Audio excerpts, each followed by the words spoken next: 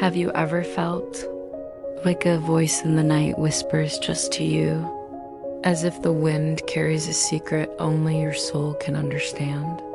This story begins in stillness but leads you through emotion, mystery, and healing.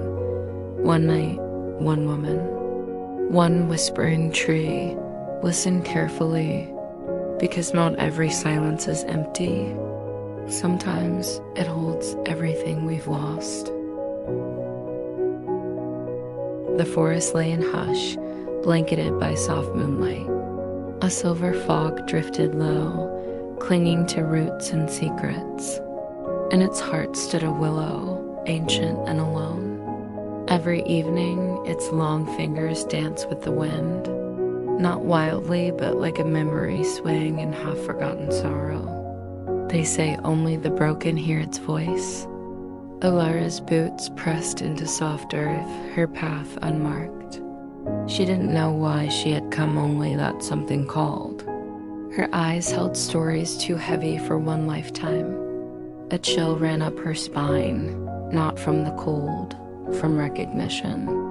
Like returning to a place you've never been but always belonged. She paused, heart fluttering like a trapped bird.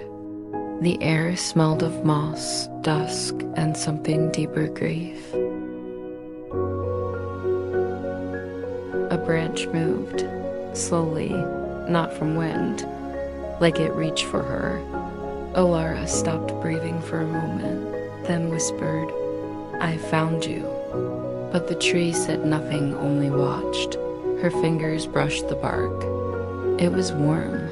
She blinked. The tree seemed to exhale. A hush fell over the clearing.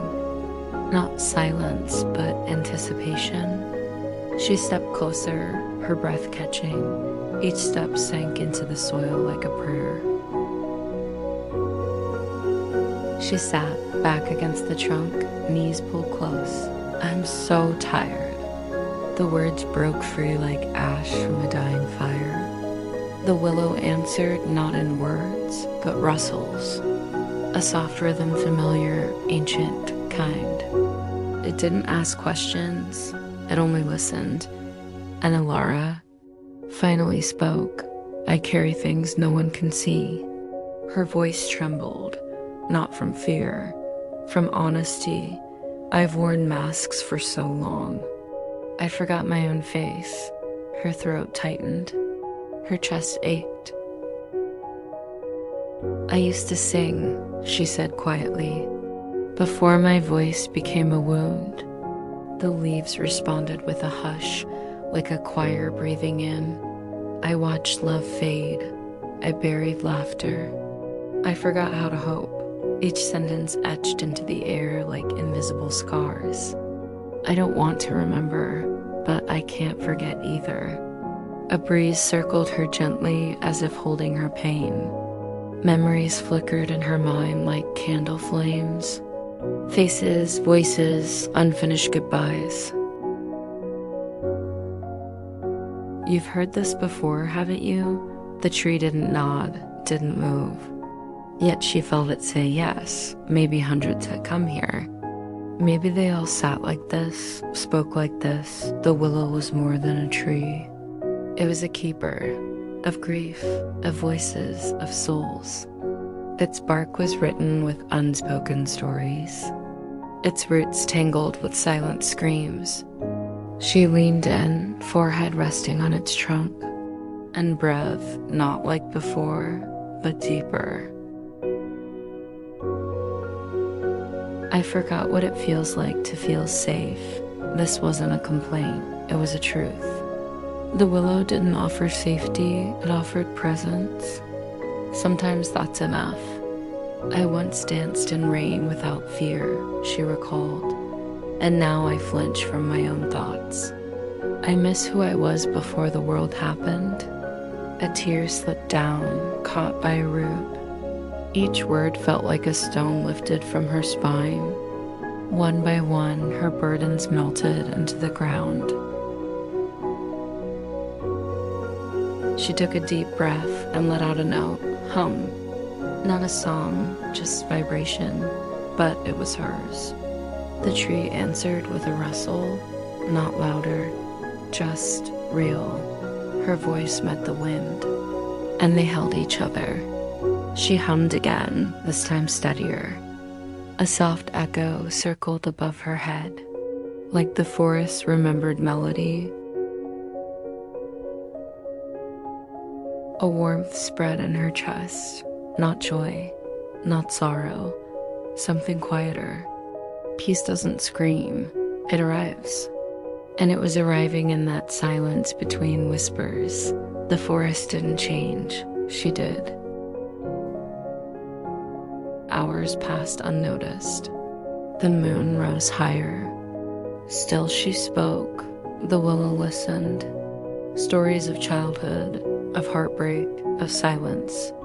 Each tale given without fear of echo. She talked of dreams she'd let rot, of apologies never heard. A fox passed quietly in the distance. Even it seemed to bow before her healing. I came here empty, she whispered, but I'm not leaving the same. The willow didn't reply. It didn't need to. Its roots held her words now, forever. I don't know what tomorrow brings, she said, but I'll carry less of yesterday. The ground beneath her shimmered, if only in her heart. For that night, the world gave her back to herself. She yawned, finally. Her body felt weightless, as if even gravity knew she deserved rest. She curled up beside the trunk. The rustling leaves became lullabies, and she slept not escaped, but healed. Dreamless, peaceful, real. Scene 12, morning light. Sunlight fell through the branches, soft as breath. Alara blinked awake and smiled. She stood slowly, pressed her hand to the bark. I'll return, she said, and next time I'll bring a song. A single leaf floated down, landing in her palm. She closed her fingers around it, and for the first time in years, she felt whole. The forest didn't celebrate her healing. It simply returned to its stillness. But the willow remembered, and when the next soul would arrive, it would be ready, because that's what healing places do. They stay, they witness, they wait. No fanfare, just truth. Close your eyes now. Feel the wind against your skin. What if tonight the wind carries your name to a willow that waits for you? Would you go? Would you listen? Some stories aren't told, they're remembered by the trees.